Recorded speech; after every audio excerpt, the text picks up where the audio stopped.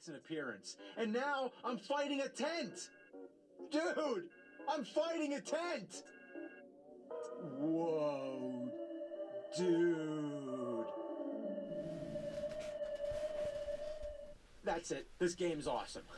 You know, I've talked a lot about wasting your time playing bad games, but there's something equally sad about missing out on a good game. I thought it was shit. I thought it was shit! This is fucking bullshit! I've been watching nothing but AVGN videos for months now, and I'm still not done with this fucking video. Like, I have pages of notes here, but no matter what I say, it's never enough. I'm never gonna be able to do this series any real justice. I mean, we're talking over 200 episodes here, and I've already watched over half of them. At some point, I'm just gonna have to call it quits, you know? Like, I gotta put an end to this chapter of my life. This chapter of having not talked about AVGN for like an hour. God, I'm losing my fucking mind. Package delivery. Ah, finally, some dopamine. Gotta just get a signature.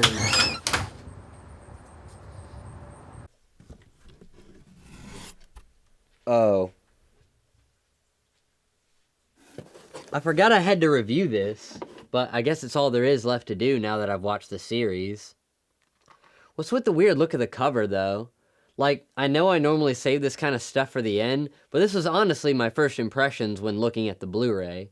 The art on the cover is just taken from the film's poster, but the dimensions are wrong, so part of the poster is cut off. Not to mention the only words on the entire cover is just the title of the movie, shoved down to the bottom corner here. There's no casting credits or even a tagline, probably because it just would have covered up even more of the artwork. But honestly, this just makes the Blu-ray look like a bootleg. Apparently, the DVD version has less of the art cut off, but it still doesn't display the full poster. If you ask me, I think the teaser poster looks better for a DVD cover anyway, since there's less art that would get cropped out when fitting it on a DVD, and there's even more room to add additional text to make it actually look like a DVD should. And you gotta love this, right? No inserts. Instead, you get this. So if you want to add a bunch of Screenwave games to your Steam library, then today's your lucky day. Alright, now we're getting serious. So those are my thoughts before having actually watched the movie. So the only thing to do now is to bite the bullet and... Huh. Maybe I did buy the bootleg. Nah, it turns out the Blu-ray only plays on my Xbox One. So I guess that's a mark for Sony in the Console Wars game. The film opens with a quick backstory about the video game crash of '83, where hundreds of unsold Atari products were buried in the New Mexico desert. Most notably the infamous E.T. game, which many people believe to be directly responsible for the crash. This earned the game the title of Worst Game of All Time. To this day, it's viewed as the biggest commercial failure in video gaming history. This intro is pretty well made, but it immediately makes you ask, why isn't the nerd telling us all this?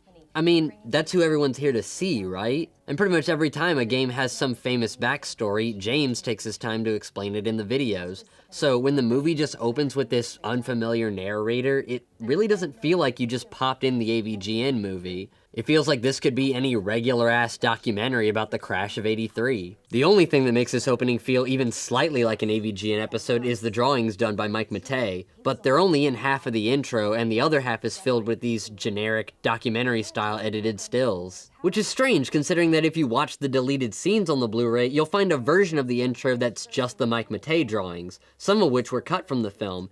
And honestly, I think this version works much better because any fan of AVGN would instantly recognize Mike's drawings. Not to mention the fact that it helps the film retain the same overall aesthetic as the series. After the intro, our narrator is revealed to be a girl named Mandy that works for a game company called Cockburn Inc., who plan on releasing a new version of the old Atari E.T. game. Research shows gamers these days are playing games they hate because of this guy.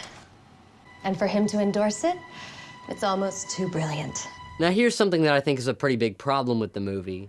The fact that the nerd is a celebrity is way too big of a plot point here. Like, yeah, including a little fan reel at the beginning of the film is cool and all, but having the nerd surrounded by his fans and being treated like a celebrity is so unusual considering the fact that it's never that big of a point in the series. While the fans are mentioned and acknowledged in many ways throughout the series, their presence seems to have little to no effect on the nerd's life, since in his world, he's just a guy reviewing games in his basement. Taking the nerd out of that context and suddenly showing us how the nerd's everyday life is affected by his celebrity status is so jarring that it kinda ruins the character's depiction as just a basement-dwelling loser. Cut. Perfect take, nerd. Nice throw, man. Wait a minute, who the fuck is this? This is Cooper, the nerd's best friend, apparently, and wannabe manager. You might be asking, after literally over 100 episodes, why are we only just now seeing the nerd's supposed best friend? Honestly, it makes no sense, because Cooper's character was made up just so the nerd would have a sidekick. But most fans of the series would already consider Mike to be the show's sidekick. Or since Mike never appears as himself in the show, why not Kyle Justin, the guitar guy? Not only would that make more sense, but if Kyle Justin were the nerd's sidekick, then the scenes that take place in the nerd's house could have actually been filmed there instead of green screening an LA-based actor into a house in Philadelphia. But hey, if I try to point out every instance of bad VFX or terrible edits... Alright, we're late for work. We're gonna be here all day. If you want to be a nerd like me, you gotta make some unique sacrifices. No physical fitness, no social popularity, and most important, no girls. There's actually a deleted scene that takes place before this that gives the nerd's speech context. But with the scene removed, it kinda makes no sense why the nerd would be mentioning any of this to Cooper. The two nerds arrive at their job at Game Cops, where the nerd sees the promotional material for the new E.T. game.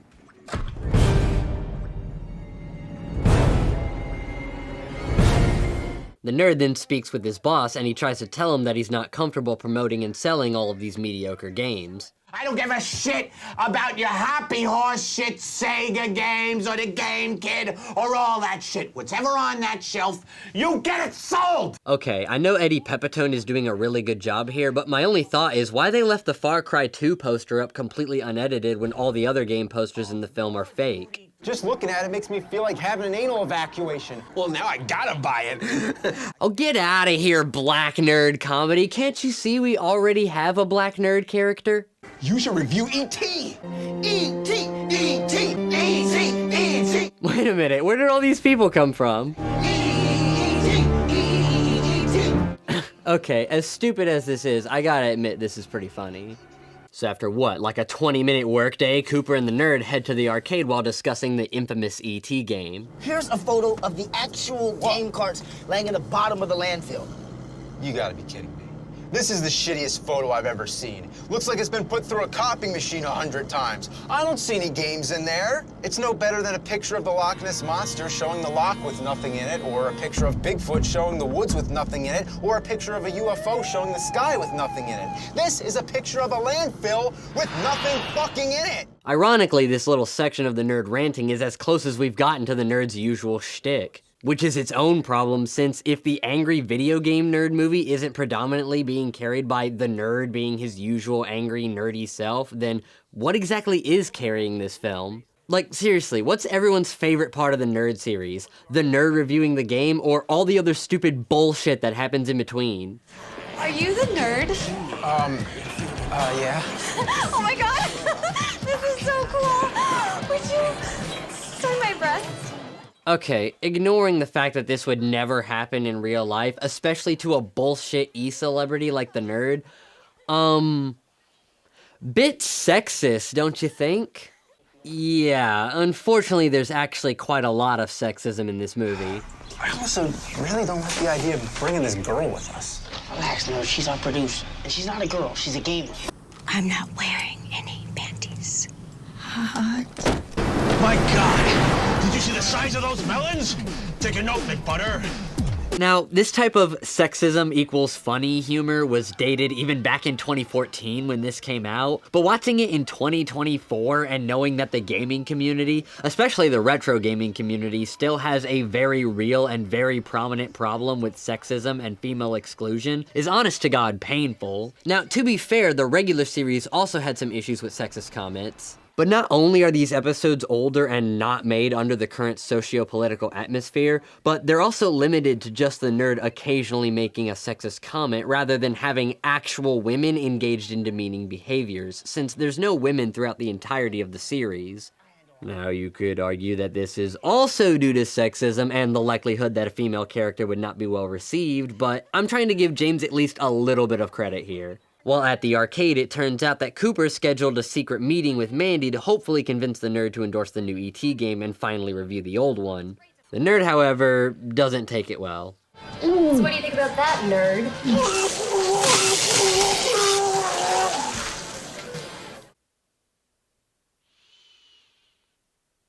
So, let me ask a perfectly reasonable question. Why? Like, I get it. Watching someone get puked on is funny, especially if we're talking about the nerd's constant use of gross-out humor. But apart from the fact that this effect was done practically and that the excessive green vomit is kind of a callback to The Exorcist, was it really necessary to do the vomit shot this way? Doing this would have required James to run a tube up his arm while someone else pumped fake vomit through it. But would it have been any less funny if the nerd just did a spit take with clam chowder in his mouth or something? It's less sanitary, but it's a go-to technique for low-budget films, and I doubt that the comedy would have suffered any. This film honestly has a lot of instances of gags or effects that could have been done cheaper and easier, being needlessly overcomplicated to the point where the amount of time and money that it costs to do these effects far exceeds the payoff and the value that they contribute to the film.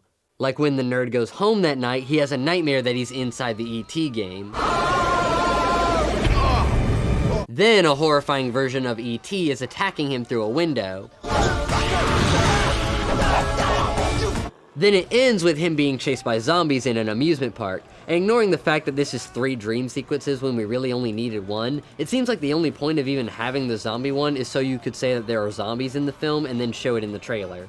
Even the conclusion that the dream makes him come to doesn't really make any sense. I have to save the fans. Wow, your dream about being inside the E.T. game, then being attacked by E.T. himself, then being eaten by a zombie version of your best friend made you realize that you need to save your fans. From what? The game? Since when has that ever worked? You literally just showed us a scene where you shitting on the game only made your fan want to play it even more. So what makes you think that this game will be any different? Oh, I'm sorry, I gotta remember that this is one of those I'm saying this for the trailer moments. Man, you really gotta admire James's resourcefulness here. So he hops on to generic MMORPG that Cooper is playing on a Mac for some reason. I like to think that this is just another instance of James's ineptitude when it comes to technology. Like he just knows so little about modern PC gaming that he doesn't understand how fucking stupid this looks. And even though I say generic, I actually like how on Cooper's screen the game is a 3D World of Warcraft type game, but on the nerd's old CRT, it's 8-bit. We don't get to admire it for long though, since they take the conversation outside, presumably so they can get this cool nighttime exterior shot. Oh, and this. Whoa! Hilarious. Anyway. Yeah! How do you like your new Nerdmobile, boys? So Cooper, I assume, forges the nerd's signature and takes Mandy up on her offer, giving the 3 of them a sick new ride and all the tools they need for their adventure. I also really don't like the idea of bringing this girl with us. Relax, nerd. She's our producer. And she's not a girl. She's a gamer. Ah yes, and we all know that there are no girl gamers. So they hit the road in a classic road trip style montage.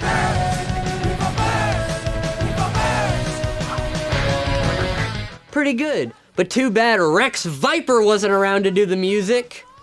What does that have to do with the Nerd's ET2 review? Just trust me, Mr. Cockburn.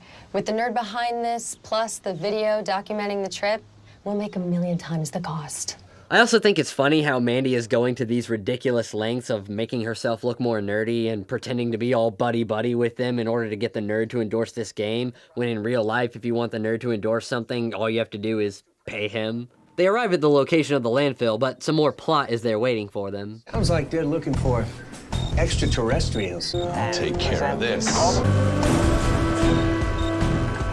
So like, what the fuck is this chair thing that he has instead of legs? It's literally never even explained unless you count this one line of dialogue. God damn it, man, you had 2 days, you could have had a ramp installed. Sorry, sir. It's hard to keep track of your accidents. So yeah, there you have it, I guess. He had an accident a few days ago. Let's not elaborate on that at all, but instead, here's this long string of god-awful foreshadowing for the next 3 minutes.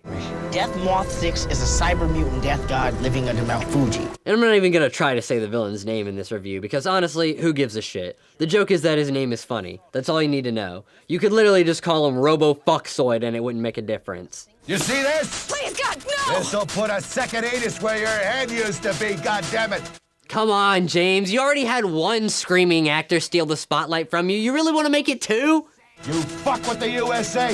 You fuck with Dark Onward! But shit hits the fan as Dark Onward blows his fucking arm off. Where's my fucking arm? And our heroes make a run for it. Oh my God. Glass.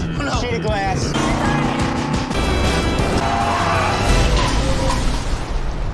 Explanation, McButter? Glass, sir. Double pane. We don't have the budget for that much breakaway glass. After getting away, Cooper notices something inside the remnants of his now destroyed E.T. game. I don't know why, but I'm sure there's more to this game than we realize. We should go to the source. Howard Scott Warshaw. So they meet up with Howard Scott Warshaw. Just kidding, Louis Zandor. My name is Dr. Louis Zandor. Yeah, so this is obviously supposed to be Howard Scott Warshaw, but since he didn't want to play this part, they just changed it to Zandor and let Warshaw do a cameo instead. There's a bonus feature where they explain what Warshaw is doing now and why he was more comfortable just doing a cameo for the film. So yeah, I guess enjoy this cool Zandor backstory they give you while hiding in the fridge so the government can't hear them. Many years ago, I was a scientist at a non-existent place called Dreamland. So they put me onto the ongoing top-secret Roswell project. There was metallic debris all over the desert. I was one of few who figured out how to harness the powers of this metal. He explains to them that he's a former Area 51 scientist that was doing research on the metal harvested from the alien ship that crash-landed in Roswell. Metal that just so happens to look like tinfoil, so that we can make a joke about it later. And have you mastered the metal's mysterious melding power yet? Absolutely. Fantastic.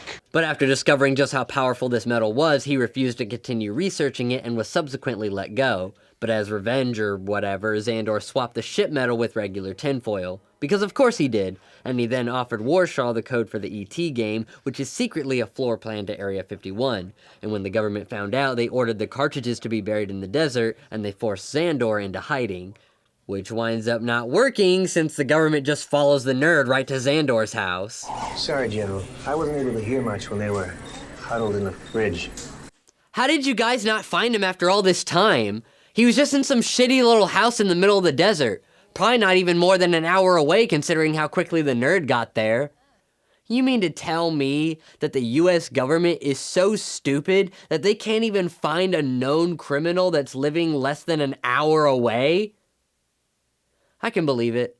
Zandor's got some tricks up his sleeve though, and he's able to interfere with the government's trackers so that they never know the true location of the house. You know how when you play the game, the 3 phone pieces and the call zones are always hidden someplace different? No, I don't know about that actually. Why don't you have the nerd explain it? Yeah, for a movie about the nerd, there really isn't a lot of the nerd actually in it. At least not the nerd as the fans know him. He's not going on rants, he's not cussing up a storm and getting angry, and he's not even really playing video games that much. I don't see how this is supposed to appeal to fans of the nerd's reviews when he's not actually reviewing anything here. I feel like I'm just watching a bunch of filler until he eventually does get to the review. Feels good. You cheated. No, I didn't cheat. I won. That's what that looks like. You're a I cheater. won. You cheater. Shut up. Later that night, Mandy gets a call from Cockburn Inc. but can't find a signal. So she heads outside only to be caught by the military who have been looking for Zandor all night. You'd think that Mandy being kidnapped would be a turning point for the movie, but no, Cooper and the nerd just sort of say fuck it and let the government just have her while she takes them on a wild goose chase under the guise of taking them to Zandor. The only thing that Cooper and the nerd care about are the E.T. games that the Cockburn excavation team found in the landfill.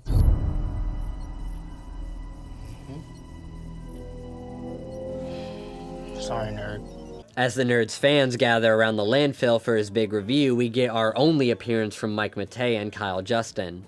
And all it is a single shot filmed on a green screen. And honestly, it just makes me wish that they had had actual roles in this movie after being such huge parts of the Nerd series. But no, instead, here's a Keith Apicary cameo. And yeah, Keith is funny, but most people don't even know about him, and he didn't even appear in an AVGN episode until after this movie was finished. So does it really make sense for him to get more screen time than Mike or Kyle? It doesn't help that Howard Scott Warshaw comes in to overshadow their cameo just a few minutes later. I can't let this happen. This whole legend has to stop. The game's not a map to Area 51. There's no alien. There's nothing mystical about that game. Whether there is or isn't, what does it matter, man? There's nothing you can do to disprove it anyway. Like hell there isn't. What are you gonna do? I'm gonna break into Area 51. This is where the movie really loses me. The moment the nerd decides to break into Area 51 by dressing up as an alien and having Cooper launch a fake ship over the fence. Wow. Good thing they brought an alien costume and a fake spaceship with them on their trip to the Atari landfill. Scalpel? Scalpel.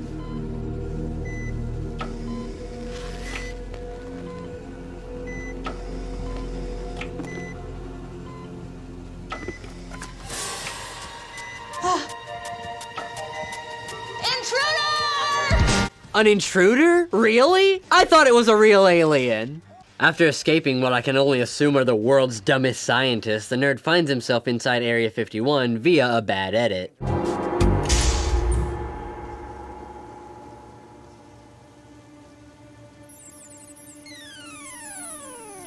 Why did they have to cut to Cooper right after he opens the door? I mean, obviously it's supposed to be like a cliffhanger, but we see what's behind the door like 2 seconds later anyway, and this edit makes it look like Cooper's the one on the other side of the door, so I really think it should have been redone. The nerd's surprised at how much Area 51 looks like the game, but before he can really appreciate it, 2 goons come out and shoot him. Wow, look at the boredom on that actor's face. This is the face of an actor that has been given absolutely no direction whatsoever. It doesn't matter if you actually look like someone that could be an Area 51 agent. Just put on the costume, walk in front of the camera, and shoot the gun. The nerd wakes up to find himself tied to a chair while Dark Onward tries to get him to play the E.T. game. No! Won't you play this game for me? Isn't that what you do? No, I never play that one. And once again, we're back to the old trope of the nerd being forced to play a game against his will by some wacky character. Dark Onward's plan doesn't go well, however, as the real-life alien from the E.T. game escapes captivity and begins running around Area 51. The alien frees the nerd by pulling him through an air vent and into a really terrible Area 51 gag. Represent Area 51! Yeah.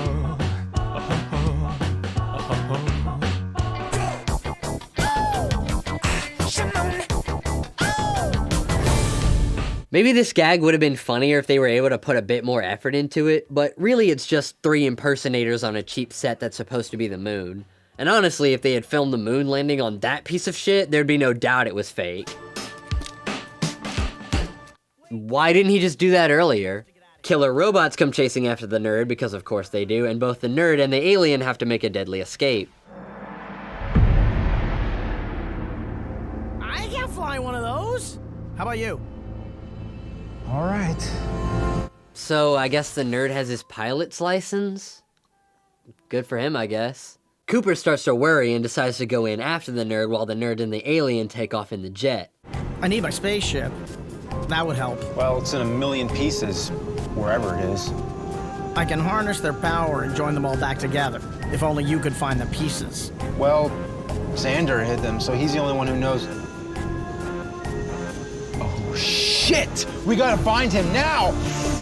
Where was he taking the plane before he realized he needed to rescue Xandor? Like, was he just gonna go home?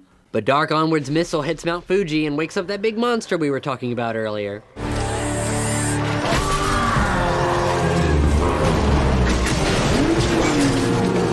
I know that death, whatever, destroying these iconic cardboard landmarks is supposed to be cool, like in Godzilla or whatever, but it's not cool. It just looks bad, and it's poorly intercut with this stupid cat fight between Mandy and McButter. Now, I thought I could get through this without objectifying myself in a sexy cat fight. But it looks like that's impossible now. You know, just because you acknowledge that what you're doing is shitty, that doesn't make it any more bearable for the audience to sit through. You still did it. Also, I think the reason the giant monster segments don't work the way they do in a Godzilla film is A, because these miniatures obviously aren't as well made as the kind that a major studio like Toho would have, and B, I think that James is just not that good at directing the action. Like, some people might not know this, but being a director isn't a one-size-fits-all kind of job. Just because someone is good at directing comedy and giving good dialogue direction, that doesn't mean that they're gonna be good at directing stunts or action sequences. The people working on the Godzilla films obviously have a lot more experience working with people in monster suits and coordinating their movements, and James's lack of experience in that field unfortunately shines through here. Eventually, Robo Fucksoid gets his hands on both Cooper and Mandy's voodoo doll of herself. Most likely for masturbatory purposes. And obviously, it's up to the nerd to save them both. So after landing the jet, Xandor tells the nerd that the pieces of the alien ship are hidden inside the ET games. This means that the alien himself can now summon all the pieces back together and rebuild the ship. Dirty son of a gun. You know, I'm sure this rapid-fire string of cameos would have been amazing if I actually knew who any of these people were. But this ship's not taking off if Dark Onward has anything to say about it.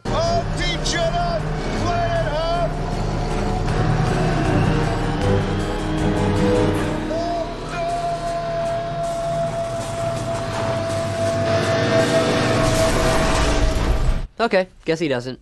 So the rescue mission proceeds as usual, and the only thing left to do now is to blow up the monster. Imagine if you were Death Watsis and knew everything there was to know. You'd be so bored you'd go crazy. But if there's one thing that maybe you haven't thought of in a while, one thing that nobody could ever learn, one indescribable, far out, unimaginable, fucked up enigma of nature, way, way, way outside the boundaries of existence, maybe if I could direct his attention to that, he'd go away. Yes, don't kill the giant monster that just tried to destroy civilization. Just send it somewhere else. The ending is pretty anticlimactic. The nerd just says, "Let me try," and then proceeds to perfectly aim the ship's laser at the satellite dish on the monster's head. And no, it doesn't blow up or anything cool like that. Instead, you get this.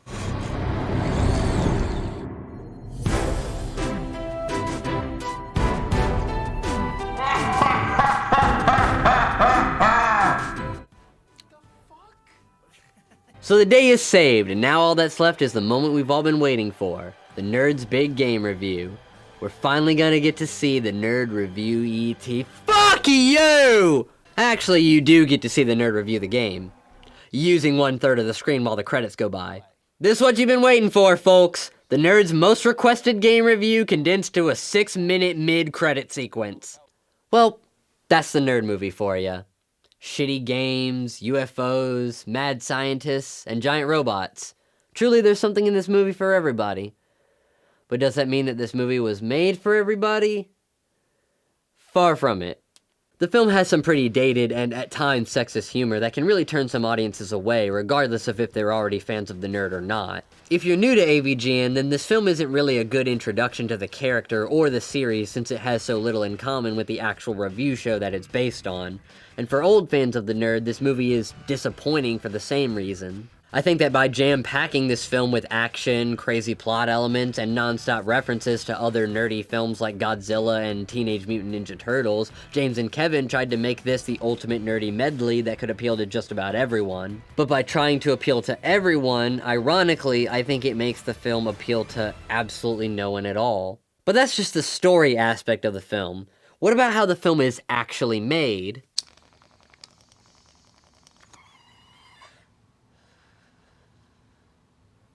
Oh boy, where do I even start with production? Well, how about with just the way the fucking movie looks? To say the cinematography is bad wouldn't really be fair since the actual shots look fine. They're set up well, they tell the story, and they follow most of the basic rules of cinematography. But the thing that sucks is the fucking camera they're shot on. This film was shot on the same camera that James had been using for the nerd videos at the time, which was the Panasonic AF100. In my previous video, I talked about how this camera is a decent ENG camera, but its Micro Four Thirds sensor doesn't produce a very cinematic looking image, and nowhere is that more apparent than in this movie. The AF100 has basically never been used on any other distributed feature films, and for good reason. The tiny sensor basically destroys any low light capabilities, so in any shot that has less than ideal lighting conditions, you're guaranteed to notice the digital noise. It's even worse in shots that have VFX or heavy color grading, because this camera doesn't shoot RAW, which is industry standard, or even log, which has become the prosumer standard for cheaper cameras to try and emulate the look of RAW. The benefit of shooting in RAW or log is that the colors are flatter to make full use of the camera's dynamic range, so that it's easier to color grade the footage later without destroying the quality of the image. The closest this camera has to RAW is the Cine D profile, which, while the colors are flatter and more primed for color grading in this profile, it's also the one that produces the most digital noise. The profile that has the least amount of digital noise is the B press profile, but unfortunately it's also the one with the most saturated colors, so it basically removes the option of color grading without completely destroying the footage. I'm not sure which profile this film was shot in, but it's clear that when color grading the film, they clearly didn't have a lot of options, so unfortunately we got stuck with some pretty grainy footage. Which is unfortunate, because it could have all been avoided if James just hadn't shot on this camera. I mean, think about it. The AF100 might have been fine for the nerd episodes, but this is a movie, so why isn't this film shot on an actual movie camera? I mean, the AF100 is a pretty cheap camera that you can find now for less than $1,000, and back in 2013 you could probably still find them on eBay for around that price. But there's also cameras that have been used on actual film sets that you can find for a similar price, like the Sony F3, which came out just a year after the AF100, or the camera I praised to no end in my last video, the Canon 5D Mark II. Both of these cameras have larger sensors for better low-light capabilities, and the Sony F3 shoots in S-Log, which allows for more professional color grading. On top of that, these cameras are still affordable enough to where multiples can be bought without exhausting the film's cinematography budget. In the realm of 4K cameras, there's the 2009 Red One MX, which was used to shoot David Fincher's The Social Network, and can easily be found on eBay for around $3,000. There's also the 2010 Arri Alexa Classic, which has been used on more movies than I can think of, and only runs you about $6,000. Now that's still a lot of money to spend on just your camera, but the benefits of shooting in 4K are that it works better for VFX shots, since having a sharper image makes things like keying out green screen a whole lot easier. It also means that the quality of your image won't degrade as much when applying lots of post-production effects, whereas James's 1080p camera shows a lot of flaws when stretched to the absolute limit for these VFX shots. Because of this, I'd recommend only buying or renting a 4K camera for the VFX shots, since that's when shooting in 4K would have the most benefit, than using a cheaper 1080p camera like the 5D Mark II for all the other shots. This is how a lot of films with heavy post-production effects tend to shoot.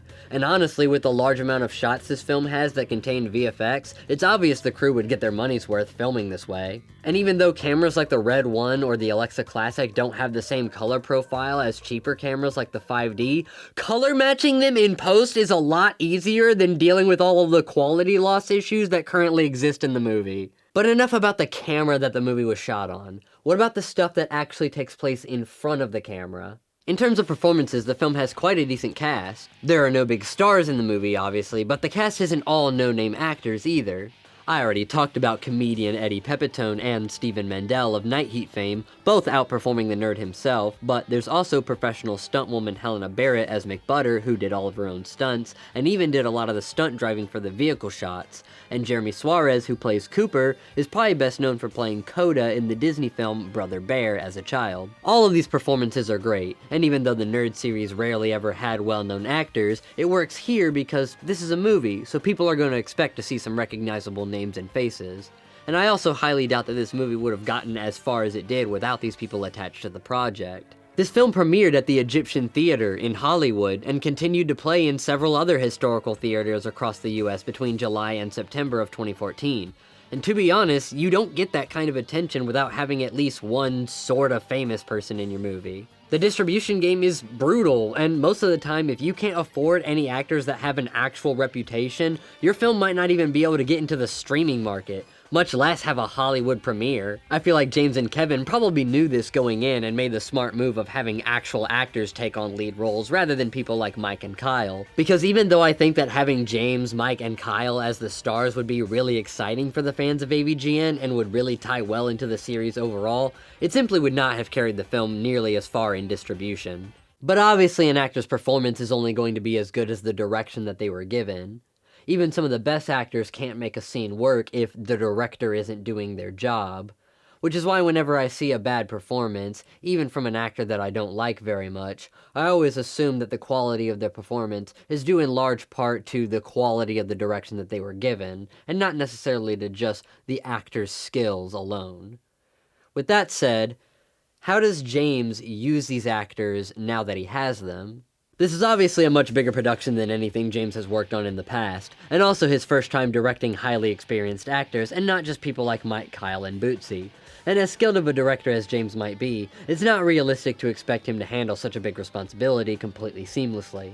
James is out of his element here, so naturally he's gonna make some mistakes. I already talked about how he's not really the best at directing bodysuit stunts, which is a directing skill that takes years of experience to build up, and even though I think the actors did the best they could with James's direction, the fact that these aren't no-names means that you can look through their IMDb pages and compare how these actors do in other performances with more experienced directors. Like, compare Jeremy Suarez's performance as Cooper to his child performance as Coda.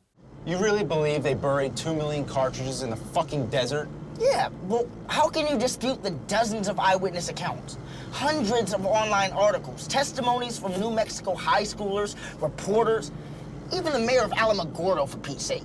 You know where the lights touch the earth? Yeah, it's the top of the mountain right by the salmon run. You're kidding me. No, they're practically next door. Come on, I'll show you. It'll be great. Even though Suarez is clearly a more experienced actor now, his performance in Brother Bear has a lot more range, emotion, and is just a better performance overall, mostly because directors Aaron Blaise and Robert Walker have worked in the field of animation for so long that they know how important a good vocal performance is. And when you have $43 million on the line, you're gonna do what you need to in order to get that performance. James here just doesn't have that kind of experience. And that's not an insult. It takes years of working professionally in the field to develop that experience. And even then, not everyone working that hard can put out an Oscar-nominated film. This is just an instance where James just didn't have the time or resources to work towards better performances. But at the end of the day, I don't think it matters that much. All these actors are still at the very least professional enough to carry themselves, and I mean, it's Angry Video Game Nerd the movie. Are you really expecting some Oscar-worthy performances here? Now, let's talk sound. By far, one of the best aspects of this film is the sound design. Why? Because it has to be. Sound, more than anything else, can be the one thing that makes or breaks a film. If a film looks like shit, but at least has decent sound, then there's a chance your audience will forgive the crappy visuals and still get into the story. But if your audio sucks and no one can make out the dialogue, or if the mix isn't immersive enough, then no one, and I repeat, no one is gonna wanna watch your movie. People tend to not realize how fucking hard it is to do sound design work for movies, because movies make everything sound natural, so you're not even really supposed to notice the sound design. That's the level of immersion you have to achieve when mixing. So if something isn't mixed right, your audience will know immediately, and it can pull them out of the movie. So I often tell indie filmmakers that if you actually want to sell your movie, as in make any amount of money off of your film at all, then it's worth it to invest in a theatrical mix. Because if your film premieres at a festival, everyone's going to be listening to it in a theater. And if your film sounds like shit coming through a theater's surround sound system, that could mean the difference between your film playing at the Egyptian theater and your film not playing anywhere. So, never sleep on sound design. And for the love of God, don't try to mix the film yourself, because you'll fuck it up. The Nerd movie was mixed in 5.1 surround sound by Dimitri Avadoxius, who's worked professionally in sound design for years, and it sounds great. Even though I don't have a surround sound system to appreciate the full mix, listening to it on my studio monitors was at least enough to appreciate a little bit of it. But with cinematic sound mixing, you're gonna need some cinematic music to go with it. Because what good is an action-adventure film without a good soundtrack? The music for the film was all done by Bear McCreary of Walking Dead and Battlestar Galactica fame. He even makes an appearance in the movie as a zombie, of course, and he appears again in the behind-the-scenes videos, right next to his Emmy, so you know he's the real deal. He talks about how difficult it was to make the music for the film since he wanted to do an orchestral version of the Nerds theme song.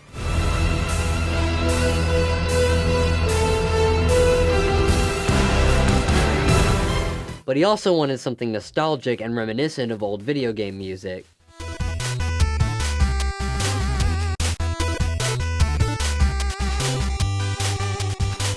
Even though chiptune music has risen in popularity and modern remixes of classic 8-bit and 16-bit video game OSTs are everywhere now, Bear puts a professional spin on it that outshines most of what you'll find online. It's not the greatest movie soundtrack I've ever heard or anything like that, but for the AVGN movie, it's pretty much the best soundtrack you could ask for. He even got his brother's band to do the 80s montage song I mentioned earlier.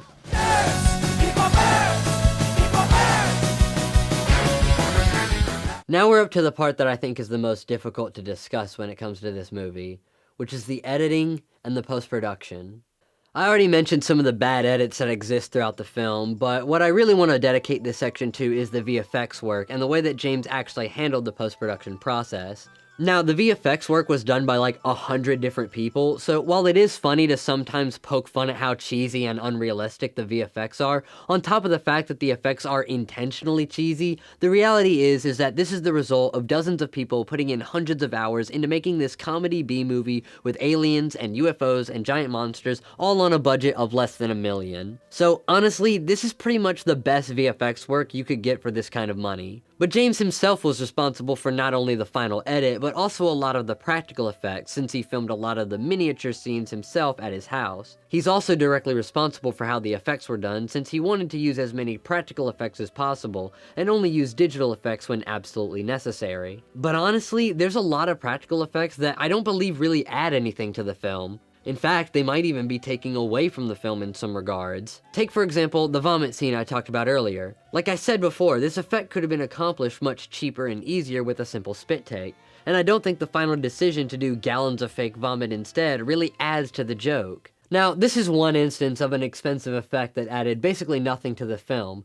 but there's so many instances of effects like this that it honestly makes you wonder just how much money was wasted on pointless effects. There are ones that I think are cool and worth keeping, like the alien puppet, the robot suits, the giant monster, and even a lot of the miniatures. But then there's shots like this, or this, or this. Sure, these practicals are well done, and the miniatures are well made and well shot, but a lot of these shots require miniatures, dioramas, props, and on top of that they had to be filmed individually, completely separate from the rest of principal photography. This likely took hours and caused countless headaches, and the end result is just a few shots that last maybe only a few seconds or less, and could have been done cheaper and easier with CGI. Like, does it really matter that this is a plastic model of a giant missile instead of a computer-generated model of a giant missile? Would you have noticed or cared if instead of this shot of a model plane with a lit sparkler in it, it was just cheap stock footage of a jet? And when the nerd jumps out of it, is it really necessary to show the model burning and exploding with firecrackers instead of, I don't know, just making an equally lame CGI plane explosion?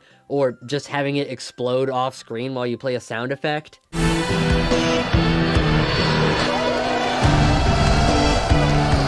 Sure, these practical effects are cool and all, and it definitely gives the film some uniqueness and the bragging rights to say, look at all the practical effects we did, which certainly helps a lot in marketing, but outside of that, a lot of these effects just could have been done cheaper and more efficiently. But hey, this is James we're talking about. Efficiency isn't really his forte. Another thing is that there's a lot of unnecessary digital effects too, like all the green screen gags. These are probably some of my least favorite parts of the movie, because they're all one-off gags that don't add anything to the story, they're not particularly clever or funny, and they're all done with shitty green screening. Like, I get that you needed an excuse for Mandy to go to Vegas so that way you could show the monster destroying MGM Grand and abducting Mandy, but using this shitty green screen gag to get us there is just pointless. And to keep it going with all these other people that aren't even a part of the story is beyond pointless. It would be pointless even if it looked good, but the fact that it looks exactly like the green screening in a regular-ass AVGN episode doesn't even give it any wow factor whatsoever. So, just because you can make a funny Las Vegas casino skit, that doesn't mean that you should. In fact, the green screening here is so bad that I'd even question whether you really can make a funny Las Vegas casino skit. So I guess what I really should be saying is that if you can't, just don't. If you can't afford to shoot a scene of Japanese civilians running away from a monster that's escaped Mount Fuji, just don't. Because if you can't and you try anyway, well, yeah. Whatever these actors got paid, that money could have gone towards literally any other aspect of the movie. Just saying. Let's see, what else is there to say in this video that's totally not scripted and is just my live, unabridged reaction to the movie? The film was made with a budget of little over $300,000 and was almost completely funded by Indiegogo donations from fans. In exchange, some fans got to see this movie on the big screen, but most people would have to wait until the digital releases on Amazon Prime or YouTube, or the DVD and Blu-ray releases, which you can get from Screenway's website for $5 and $20 respectively. I obviously went for the Blu-ray copy, which boasts an incredible 10 extra hours of bonus material. Remember when I critiqued Ralph's Blu-rays for not really having any bonus material?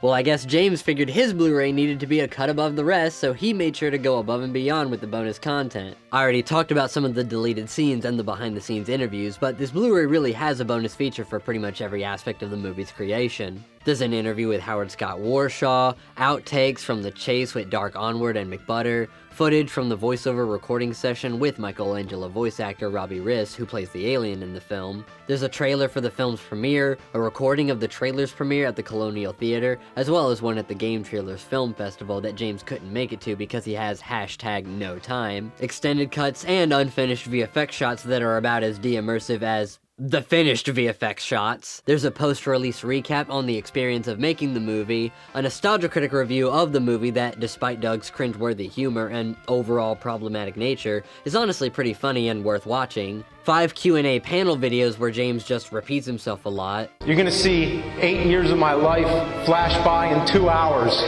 8 years of our lives flash by in 2 hours. Y'all ready to see this damn movie? Y'all ready to watch this damn movie? Expand it across, 2 hours. Yeah. Get different types of anger. 1 hour, 55 minutes. 1 hour, 55 minutes. We need a tank. And we give all this stuff to him, and he's just like, just the Sean Keegan nod, like, okay, like, all right. And I'm just like, okay, we're not going to get a tank. How are we going to do this? And then he just rolls in with the tank. It's like, yep, you got it. We need a tank. So, there you go. You would tease us with the tank. We'd be like, we need a tank. He's like, maybe we can get you a tank. Maybe not. You guys be nice. We'll get you a tank. It's not really nothing's really ever tied in. Like in, I think the X-Men video, I'm shooting lasers out my eyes. It's like he doesn't shoot lasers out his eyes in the movie. It's kind of like each episode kind of has its own reality. Like in the X-Men video, there's a part where the nerd shoots lasers at his eyes at the game. And it's like, if he had that capability, why didn't he use the lasers on Bugs Bunny when he was fighting enemies and stuff? So it's like, there's no real, a behind-the-scenes photo reel that becomes a video reel halfway through for some reason, and audition tapes from most of the lead actors, plus a ton more. Some of the bonus features are even more entertaining than the movie, like the blooper reel, which is so funny in a casual way that it almost reminds me of James and Mike Mondays. But then there's bonus features that I don't really understand or see why anyone would want to watch them. Like the extended version of the fan reel that you saw at the beginning of the film. In case you didn't get enough low-quality video of people sucking James's dick. Probably the weirdest bonus feature is not even something that appeared in the movie. It's just a 2-minute rap song with pretty bad production made by 2 guys that I've never heard of and can't even look up on Google. Seth Moss is the boss of all the bosses, and you don't want to see him smashing all up in your office. Also, the lyrics to the rap song are nowhere to be found, so if you give enough of a shit, you'll have to listen to it multiple times in order to get everything. There's the uncut version of the fight between Mandy and McButter, but I don't really know why you'd want to watch it because the fight isn't really well choreographed because it's supposed to be over-the-top comedic, so you're kind of just watching clips of them fighting in the most ridiculous way imaginable. There's an interview with the costume designer, Lane McGovern, which is cool because I feel like costume designers are never given the attention they deserve. But honestly, with a few exceptions like the Nerd, McButter, and Dark Onward, most of the costumes are so unimportant to the characters and the story that they might as well just be wearing anything. There's a whole-ass documentary about the special effects alone that includes an interview with David Woodruff, the founder of Generation Effects and son of the famed special effects artist Tom Woodruff Jr. And honestly, this is a pretty great bonus feature just by itself. It's nice seeing James doing a lot of practical effects work in his basement using techniques that he's used on AVGN and other Cinemassacre videos, and it really makes you appreciate how much effort he's putting into his projects. Almost like a filmmaker. Yeah, I know, pretty shocking, right? I mean, I feel like I spent most of my last video talking about how ridiculously streamlined the filming process is for current AVGN videos, and how James has made it to where he can make these episodes as effortlessly as possible. And yet, here he is, honest to God, busting his ass for an AVGN project. And honestly, it might not only be the hardest he's ever worked on any project, but it's also probably the last time he was fully devoted to something AVGN related, since his first child was born soon after the movie was finished, and shortly after that, Screenwave stepped in and gave birth to the current era of AVGN. However, regardless of the obvious hard work he put into this movie, it doesn't change the fact that a lot of these shots are really complex and difficult, but ultimately don't add anything to the movie, or otherwise could have been achieved easier. There's another documentary about the filming of the giant monster scenes that's longer and not as good as the special effects one, and honestly, watching this documentary is a bit frustrating because this suit that James has people wearing is so stupid, hard to film, hazardous to be in, and so impossible to do what James is asking with it that as a filmmaker, just watching these people become so stressed and frustrated trying to film these scenes gives me this secondhand sense of dread and exhaustion. This honestly had to be one of the most frustrating sets to be on, and probably some of the most frustrating days to be on set. On the bright side though, Kevin Finn makes a joke that I'm pretty sure is a diss on the movie, and honestly it's pretty funny. Are these suspension wires strong enough to suspend our disbelief? I feel like Kevin is losing his mind in a lot of these clips, and honestly I can't blame him. With James being on camera for most of the movie, Kevin probably had to do countless hours of solo directing. There's even more outtakes with Eddie Pepitone, Lloyd Kaufman, and Stephen Mendel, and I don't see why they couldn't have been included in the blooper reel, but okay. There's the fake nerd reviews that we see at the beginning of the movie, except this time uncut. And the only funny thing that I have to say about this is that the lighting and cinematography of these fake nerd episodes is better than they are in the actual nerd episodes. There's a VFX breakdown section that honestly could have been included in the special effects documentary, and all it really does is show you more inefficient filmmaking techniques, although not exclusively on James's part. Like, why did they add posters on the wall in post instead of just, I don't know, putting up some actual fucking posters? There's a script notes section where Kevin and James share some of the ideas they had when writing the script, and a lot of the early versions of the script sound better than the finished version. Well, almost. And there was a girl named Wendy that lived in a building with you, and you guys were doing laundry together, and her panties actually got mixed up with your laundry, so you had to get the panties back to her. Yeah, I'm just gonna skip this part. There's of course both trailers included on the Blu-ray, although there's some kind of editing error in the second trailer. There's an interview with Bear McCreary, which is mostly just him repeating stuff he talked about in the music and sound section. There's a video of Kyle Justin performing his original song, History of the Nerd, at the Symphony Space Theater in New York, and it honestly just makes me realize how much I miss his presence in the nerd videos, and how much I wanted him to have a bigger role in this movie. There's James's nerd logs, which are just iPhone videos of James talking about what got done on set that day, and there's one part where James talks about some of the downsides of shooting the movie in LA. You know, you're surrounded by film history. The weather is usually more consistent, and you have the deserts, you have all the different landscapes and all these locations that you need. You know, that's why the whole film industry is out there. But then the bad side is that it's just so expensive. I'm not saying not to shoot in LA, but just do a lot of research before, because I didn't do enough research. This is actually a really important point, because yeah, shooting in LA is expensive. And honestly, I wouldn't be surprised if James had some serious regrets about shooting there. Because while it is the place that most films are shot, and James says that he learned a lot about the film industry by shooting here, it's not like the film had to be shot here. I mean, we never even see the outside of the nerd's room in the series, so really the nerd could live anywhere. Why they had to drag the story all the way out to LA is beyond me. It's not even like the film takes place in LA. Most of it takes place in New Mexico. So if you were just gonna fake the location anyway, why not do it somewhere that's actually cheap to film at? Sure, there's a wider variety of locations in LA, but this is an indie film. Managing your resources properly is one of the quintessential elements of making an indie film. So if this film had just had fewer locations, then maybe James wouldn't have had to drive all the way out to LA and stay there for 8 months while Mike ran the channel.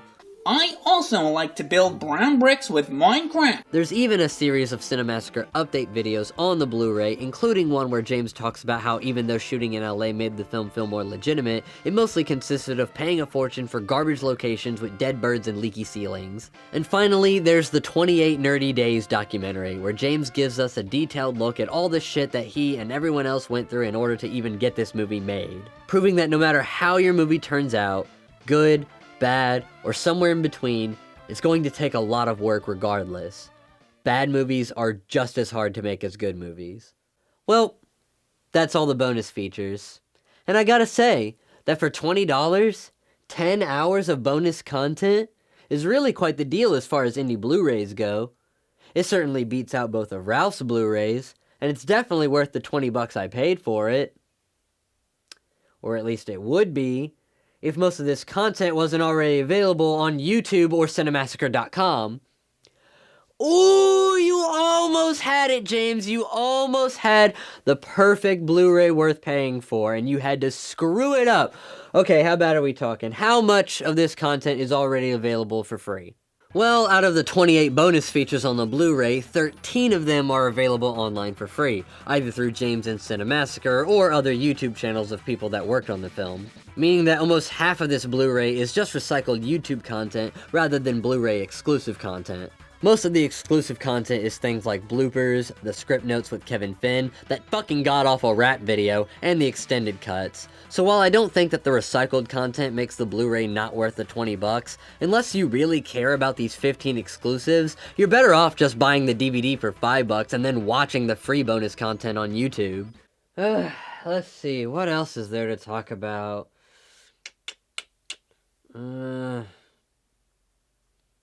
What's with the title? Like, why is it called Angry Video Game Nerd the Movie? The show's official title is The Angry Video Game Nerd, so shouldn't the title be The Angry Video Game Nerd Movie? It's like how they called it the SpongeBob SquarePants Movie instead of SpongeBob SquarePants the Movie. It's like, did you watch the fucking show? I don't know, I'm really reaching here, so I think it's just time to fucking end this.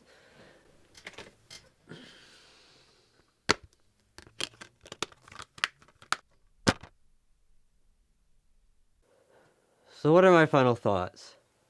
Well, story-wise, the film feels bloated.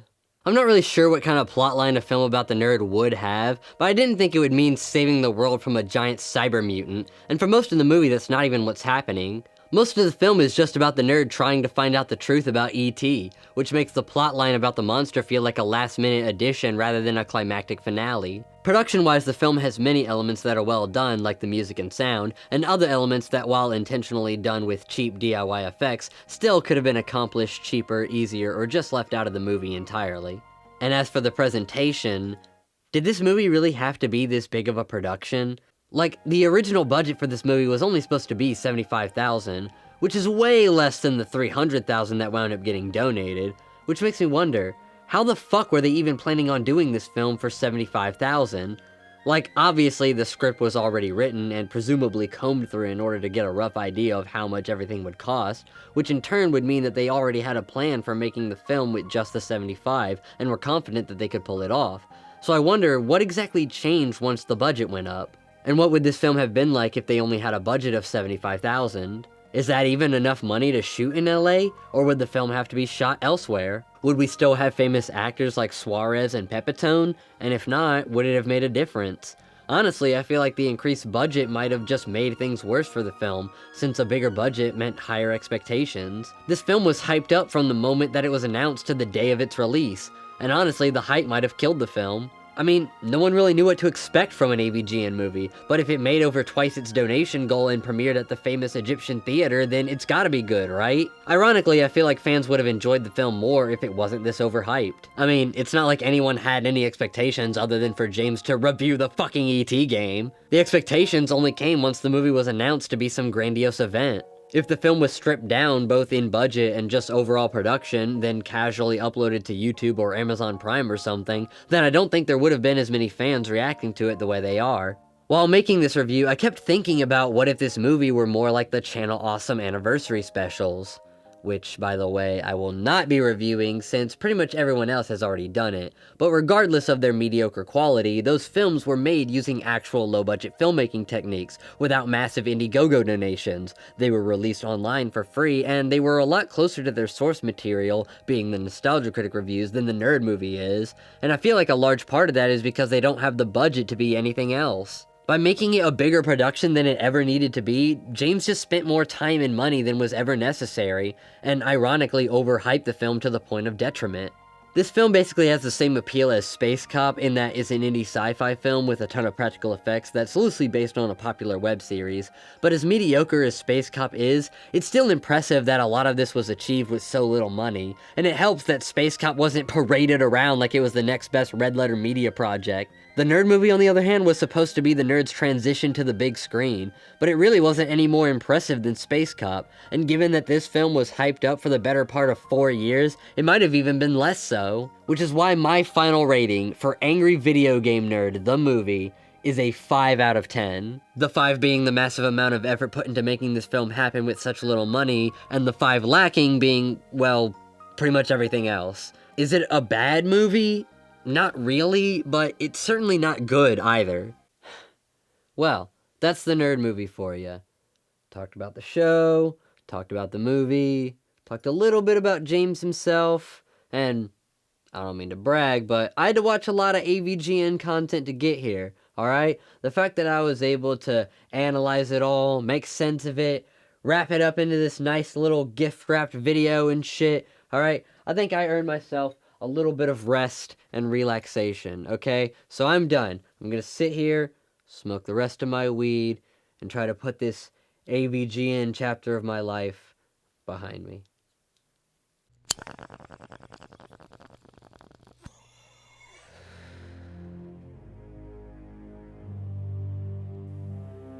I'm not really done, am I? There's one more thing I can do before I put this to rest. I wouldn't normally do this kind of thing, but seeing as how I spent so much time watching the show in preparation to review the movie, I feel like I should talk a little bit about how faithful of an adaptation the movie is to the show. I already talked about how disappointing it is to not see much of Kyle Justin or Mike Matei and instead see a bunch of characters that have never before been established, but there's so much more that makes this feel so different from the reviews. There's not really a whole lot about video games in the movie. It's mostly just about Area 51 and the Atari landfill, and the Nerd only ever reviews a game at the very end. Now I understand that the whole film can't just be him reviewing E.T., but I do think that there is a way to make the film a more faithful adaptation of the show without having to stray too far away from James's original vision. So here's what I'm going to do. I'm going to make my own version of the AVGN movie, but I can only use the film's current cast, crew, and sets. I can change certain characters' roles and move casting around, but I can't add anyone new to the film, and I can't add anything to the film that would exceed the current budget or otherwise require additional props or locations. This is all about trying to rework what's already there into an overall better experience. So here we go. The beginning of the film shows how the Nerd has become disheartened over the years, as he feels like his criticisms of bad games have fallen on deaf ears. And I really like this setup, so I'm keeping it. So my AVGN movie starts just the same as James's, with the Nerd and his sidekick chilling in the room talking about how the Nerd's word has gone unheard. Only in my version, his sidekick is Kyle Justin, the guitar guy. We've seen him living behind the Nerd's couch in previous episodes, so maybe we can have something like the Nerd is planning on retiring. What's the point, he says, while taking stacks of games off his shelves and stuffing them into garbage bags. The Nerd has finally given up. After hundreds of reviews, he just can't stand to see his fans ignore his warnings and continue to play the games he's talked about, and he feels like the world would just be better off if he never brought these games to people's attention in the first place. Kyle, not feeling sympathy for the Nerd, but rather realizing that he'll be homeless if the Nerd quits his job and moves out of his Nerd room, tries to encourage the Nerd to keep going, but he can't come up with a good enough reason for why the Nerd should continue. Defeated, he accepts that the Nerd is retiring, but in the middle of the night, while the Nerd is asleep, Kyle gets an idea and he hops onto the Nerd's computer, and he sorts through his email where he finds countless requests, all for the Nerd to review one particular game, E.T. You can even throw that fan reel from the start of the movie in here, so there's another element we can keep. Kyle thinks that these requests might just motivate the Nerd to not retire, so he prints them all out and waits to show him. The next morning, the Nerd wakes up to find that Kyle is unusually chipper for someone about to lose their home, and Kyle reveals that it's because the Nerd can't retire until he gives the fans what they want, and he slaps the stack of requests down at the Nerd's feet. The Nerd only needs to take a quick glance at the text on the page before he shudders and quickly dismisses it all. Kyle presses him. How can you just let the fans down like that? Then the Nerd snaps and it becomes a heated argument. The Nerd screaming about how he'll never play that game again, and Kyle accusing the Nerd of avoiding responsibility. If I review it, it's just gonna make people want to play it even more. They eventually come to an agreement. Since the Nerd is gonna retire anyway, he might as well take one last opportunity to go out with a bang. So the two of them agree to go to the infamous Atari landfill, sneak in, and try to see if the legend is true or not. If it is, then the nerd has to review E.T.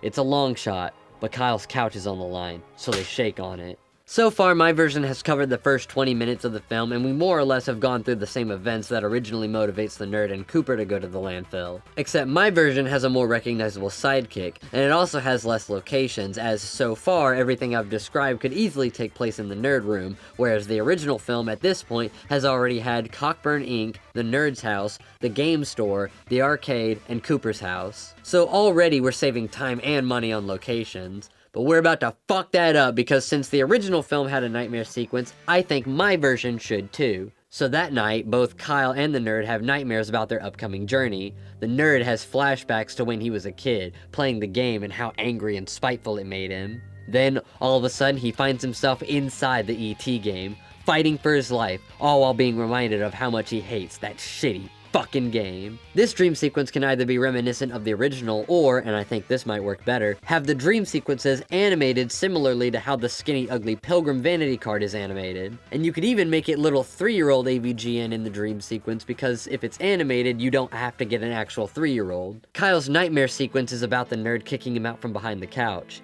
"You can't live here anymore," says a nightmarish version of the nerd. "But I have nowhere else to go." Kyle begs for the nerd to let him stay, but it's no good. "We're not even friends," he says, before putting Kyle out on the streets. They both wake up in a cold sweat, with a sinking feeling in their stomachs.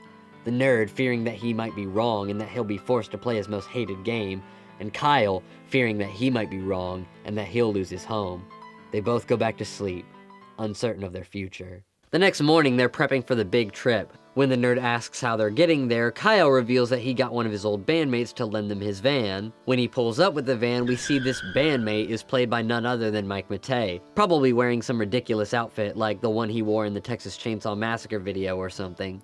The nerd doesn't like the idea of this guy third-wheeling, but Kyle says that since he's letting them use the van, they can at the very least bring him along. We can still have the van be similar to the one from the actual film, with all the games in the back, and we'll make sure to work that into the film later. So the three are off on an actual road trip movie adventure. Not the light teasing of a road trip movie only to spend most of the film in the fucking desert like the original film. No, my version is an honest-to-God road trip movie. And you might be asking, how do you film a road trip movie when you can't afford to shoot in multiple states? And to that I say, you don't need to! I mean, think about it. The actual movie was shot in LA, but mostly takes place in New Mexico. No one knows what rural Philadelphia looks like. You can shoot basically any part of it and be like, this is Ohio, and no one would notice. Plus, you get to keep all your actors in one place. The only time where this doesn't work is in the desert, which unfortunately would have to be shot in an actual desert. And seeing as how there are only like 4 deserts in North America, locations are limited, and it's a bit unrealistic to expect Mike and Kyle to take massive amounts of time away from their personal lives to go and shoot in the desert. I mean, with professional actors it's one thing, but since it's Kyle and Mike, we want to keep things as close to the production of an average nerd episode as possible, to avoid them having to make any larger commitments than just starring in the movie. To do this, I want to save the desert shoot for the very end of the movie, and keep the number of filming days to a minimum. Because while it might be too much to ask your actors to leave the state for several months for a shoot, asking them to do it for several days might be a much more realistic commitment. So since we're saving the desert scene for the end, we need to build up to it heavily. So while our heroes are traveling to the burial site, they stop along the way at some of the other locations that are featured in the film, like the game store for example. After a brief hitting the road montage like the one in the original film, our heroes see a billboard for the hottest game store in the city. Kyle thinks they should pull over and check it out, an obvious attempt to get the nerd back into the game reviewing spirit, but the nerd just isn't feeling it. Kyle is adamant. He grabs the wheel of the van from Mike and steers them off the highway towards the game store. Once they're there, they start browsing some of the games, and seeing a library of particularly shitty games, the nerd starts to rant to himself. This is a perfect opportunity to inject a little bit more of the original series into the movie by having the nerd actually do some game reviews here. Think having the nerd sitting at one of those game store kiosks and ranting about some game that the fans have been requesting for years, like Bill and Ted or Bubsy or basically anything from the Christmas wish list episodes. Afterwards, the gang meets the owner of the store, played by Eddie Pepitone, who recognizes the nerd and goes on to praise him endlessly. Talking about how everyone that comes into the store watches the nerd's videos and how every time he talks about a game there will be a rush of people coming in to buy it. This makes the nerd uncomfortable as Eddie Pepitone goes over the intercom to tell everyone who's in his store. "Come to the front, everybody," he says. In the store, we have none other than the angry video game nerd himself. Quickly, a small crowd of fans gather around. Perfect cameo opportunity. They bombard the nerd with questions about his next game review. The nerd attempts to douse everyone's excitement by telling him that there isn't going to be another game review because he's planning on retiring. The crowd is in shock, and Eddie Pepitone starts his famous comedic ranting. "How could you possibly retire?" the crowd says. "Who else is going to take us back to the past? Who's going to play these shitty games so we don't have to? And most importantly, who else is going to review E.T. for Atari?" The subject of E.T. gets the crowd going again. "Yeah, how are you going to quit without reviewing E.T.? The crowd swells into a rage, demanding a review of E.T. The nerd is nervous and backed into a corner. Kyle sees this as his opportunity. He's actually going to go review E.T. right now. Kyle's words send the nerd into a shock, the crowd as well. Is he really? Are we finally going to get the E.T. review? The nerd tries to downplay the situation. "It's not true," he says. "We're heading to the landfill to prove that there's nothing under there. No games, no big conspiracy, and most certainly no game review." The nerd storms out, and the gang follows close behind. Kyle tries to explain to the nerd that he shouldn't have reacted that way, and that the fans just really care about him and his videos. The nerd, in his cynicism, says that they just want the E.T. review, and they don't care about anything else, just like how Kyle only cares about his stupid couch and nothing else. Kyle is deeply hurt by the nerd's words, but maintains composure as the gang head back out on the road. As the sun sets, Kyle and the nerd discuss the future of their journey. Kyle asks the nerd what he'll do if it turns out that the legend was true. The nerd can't answer. He can't bring himself to think about playing E.T. again. Kyle and the nerd fall asleep in the back of the van, with Mike behind the wheel. When they wake up, it's morning and the van is parked outside of an arcade, with Mike nowhere to be found. Kyle suggests that they go in and look for him, but the nerd wants to stay in the van for fear of being recognized again. Kyle presses him and eventually gets him to come inside, where they find Mike getting drunk at the bar. The nerd suggests that they get him and go, but Kyle suggests that they stay for a while and have some breakfast before they head back out on the road.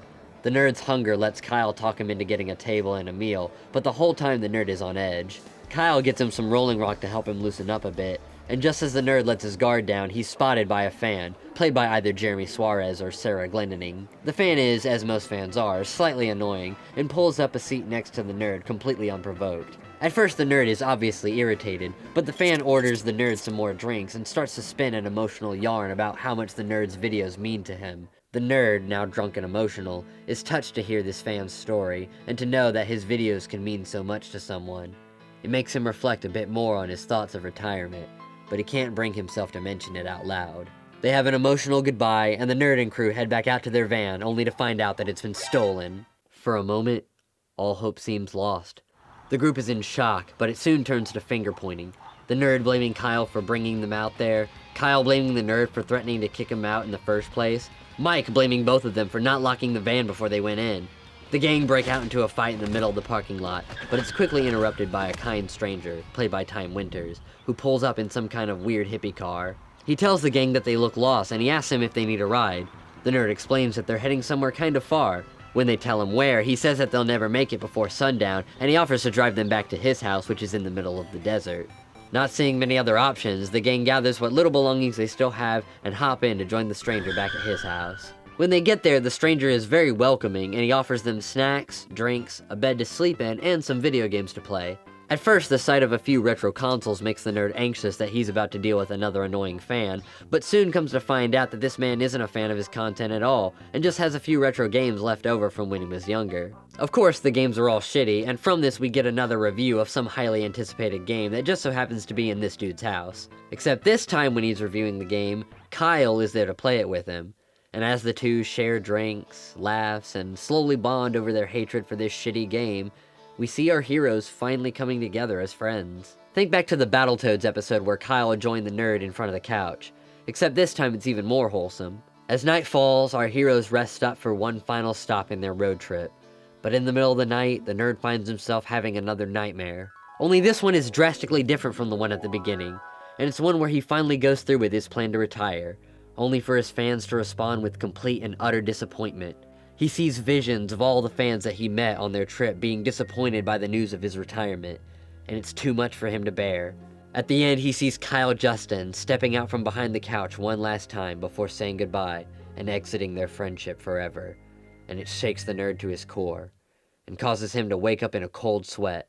He gets up to get some water from the kitchen when he runs into the stranger, who's up at a very peculiar hour.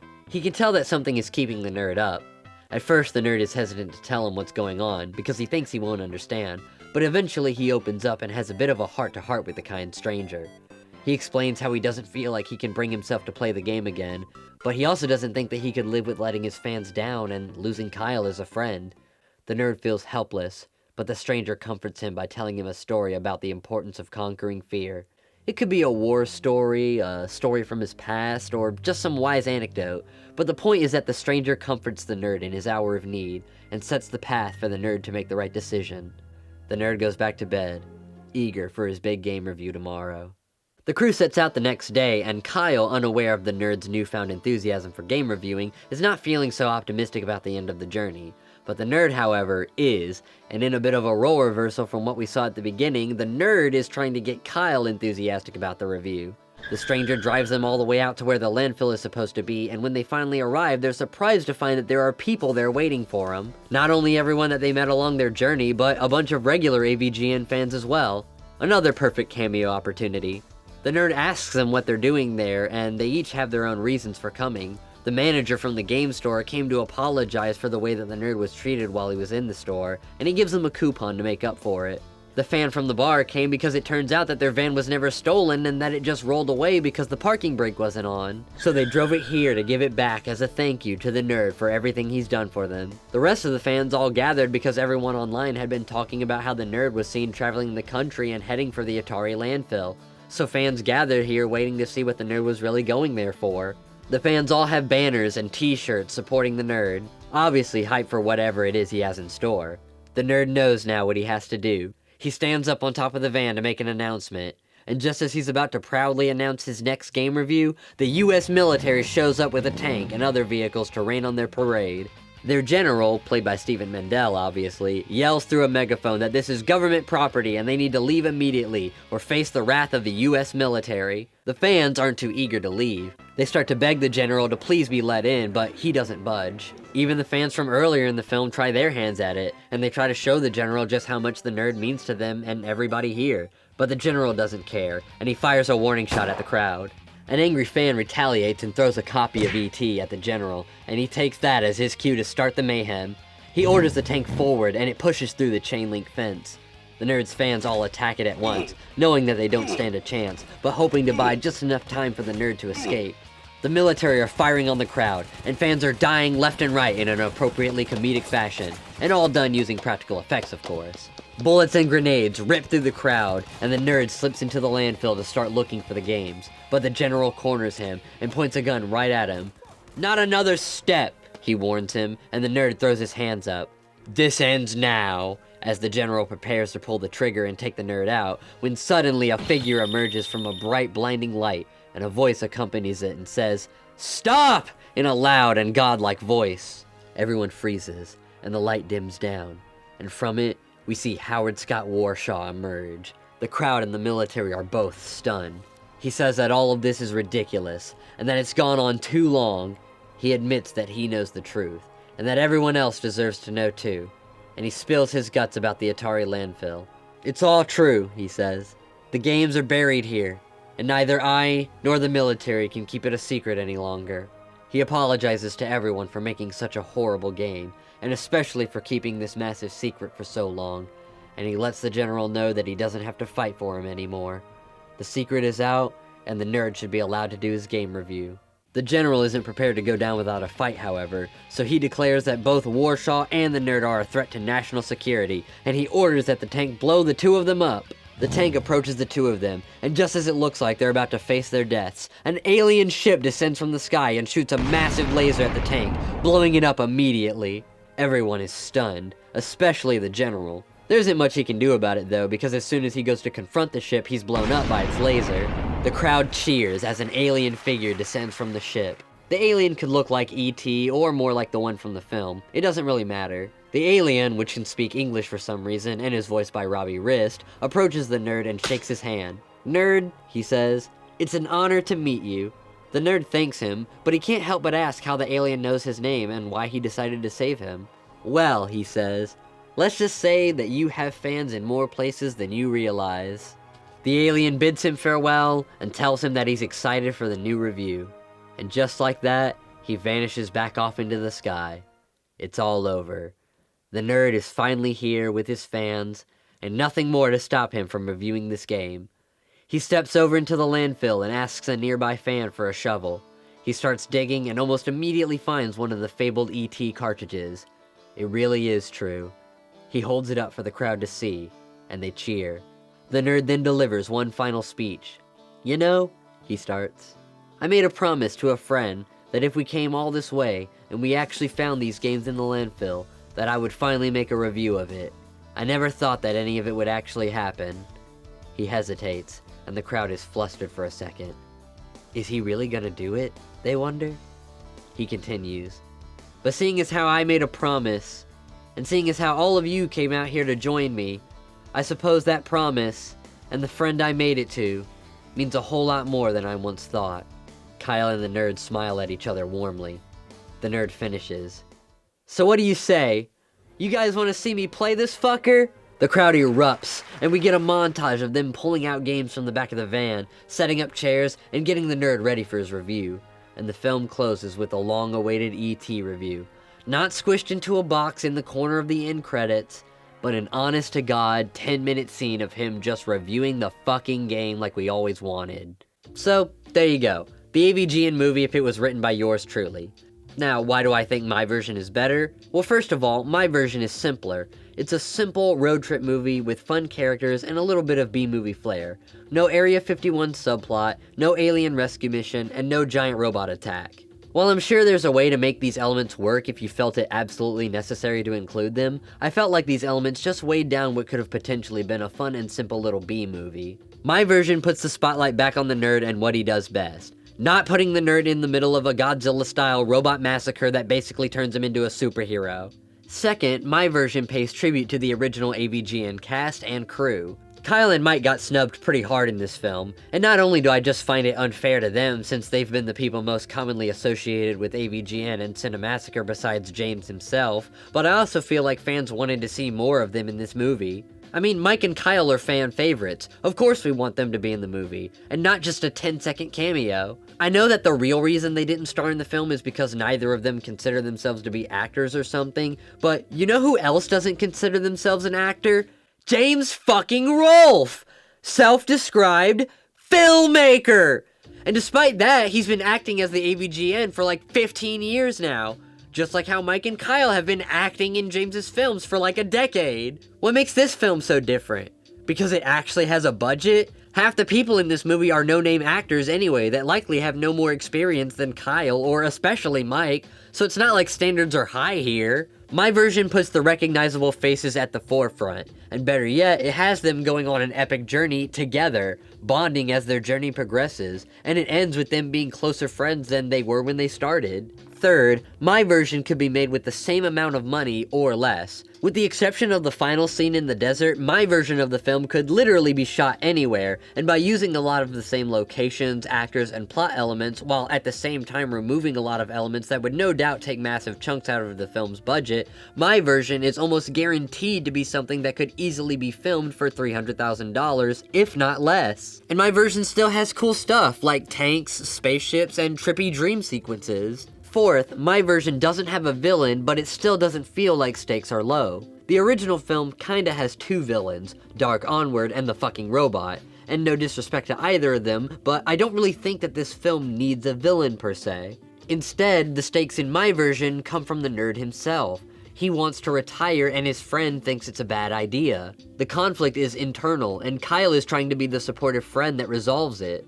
The only time a villain shows up in mine is at the very end when the nerd has to face the military. And even then, it's not the core conflict of the movie. The stakes are all set on whether or not the nerd decides to keep reviewing, and the only way that he can make that decision is not by defeating some bad guy, but by coming to know his own true value as a game reviewer. And the final reason I think my version is better is because there's a healthy balance between the style of old AVGN and the new and improved aesthetic of the movie. Watching the original nerd movie is a bit weird since it sacrifices its ability to use real game footage and talk about real game franchises in favor of being an unbranded film that can easily be shown in theaters without legal issues. But since my version has a much larger emphasis on game reviewing, it's unlikely you'd be able to make it the same way. My version of the film would have to be marketed and distributed completely differently to how the film was actually treated. But for me, I see it as a worthwhile trade-off to just be able to include more actual game reviewing. Because honestly, I feel like the biggest reason this movie doesn't hit right is because it's almost nothing like a traditional nerd episode. The aesthetic is just too drastically different to where it doesn't feel like you're watching the series make its transition to the big screen. It feels like you're just watching a comedy film made by James Rolfe. It's not too tonally different from the Flying Fuckernauts vs. Astro Bastards video he made, or that Dr. Jekyll and Mr. Hyde video. Like, yeah, these videos are funny, but they're not the type of funny that we're used to seeing James do, and they're definitely not something that fans are dying to see more of. So I don't think that this aesthetic is what the fans really wanted from the nerd's transition to the silver screen. Now, obviously there are criticisms that can apply to my version as well. You could say that my version is too derivative of the original film and other works. You could say that my version sounds too much like bad fanfiction writing. You could say that my version couldn't realistically be made because of cast, location, budget, or whatever. The point of this segment is to show that the film's screenplay could have been retooled slightly in order to give the fans a better experience. Of course, I know that my version won't actually change anything, and none of this is meant to disrespect any of the very talented people that worked on this film, because I'm sure that they all put a fuckload of time and effort into it. I don't claim to be a better or more knowledgeable filmmaker than anybody that worked on this film. All I know is that out of the over 100 episodes of AVGN I had to watch in order to make these videos, this movie was easily one of the least interesting and memorable of the bunch. So many of the old nerd episodes have quotes and moments that live in my head rent-free, and I walk away from this movie with pretty much none of that. So, that's my review of the AVGN movie. For real this time, okay? We had some laughs, I did the analysis, I even wrote my own version of the film and did a shitty little animation to go along with it, okay? I'm done. I've had all the AVGN I can take. If you think that there's something I miss, I don't give a shit, alright? You can make your own fucking review. I'm gonna sit here, smoke the rest of my weed, and finally put all this AVGN shit behind me. In fact...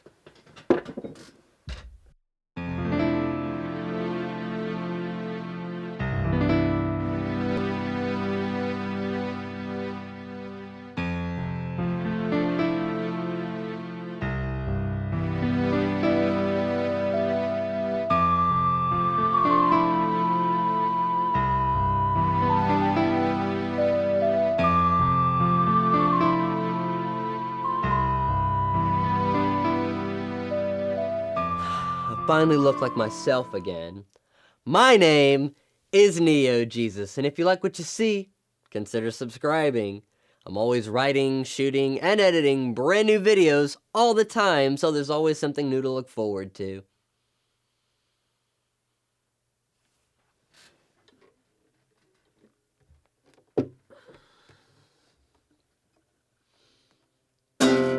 He's gonna take you back to the past to play the shitty games that suck ass. He'd rather have a buffalo take a diarrhea dump in his ear. He'd rather eat the rotten asshole of a road-killed skunk and down it with beer. He's the angriest gamer you've ever heard. He's the angry Nintendo nerd. He's the angry Atari Sega nerd. He's the angry video game